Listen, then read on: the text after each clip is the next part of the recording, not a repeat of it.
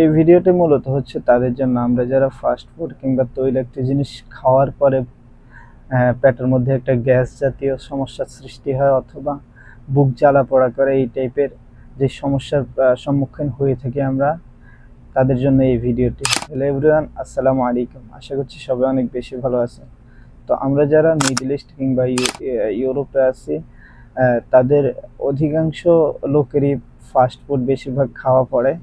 তো খাওয়ার পরে দেখা যায় আমাদের বুকের মধ্যে একটা জ্বালা পোড়া কিংবা গ্যাসের সৃষ্টি হয়, যেটার একটু বেশি বিরক্তিকর লাগে।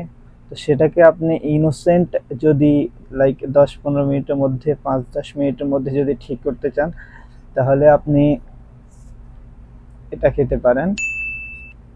আপনার চাইলে স্ক্রিনশট নিয়ে রাখুন, এবং এটাকে হয়তো সবাই চেনেন। অথবা আপনি যদি মিডল ইস্টে থাকেন, সৌদি আরব, কাতার, কুয়েতে, তাহলে আপনি এই এটা খেতে পারেন, সোডা। এটার আরেকটা নাম আছে, এটা হচ্ছে স্পার্কিং ওয়াটার।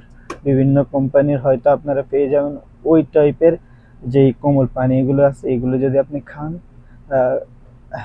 10-15 মিনিটের মধ্যে অথবা 20 মিনিটের মধ্যে আপনার বুকে যে জ্বালা পোড়া অথবা গ্যাস জাতীয় যে সমস্যাটা হচ্ছে, এটা ঠিক হয়ে যাবে।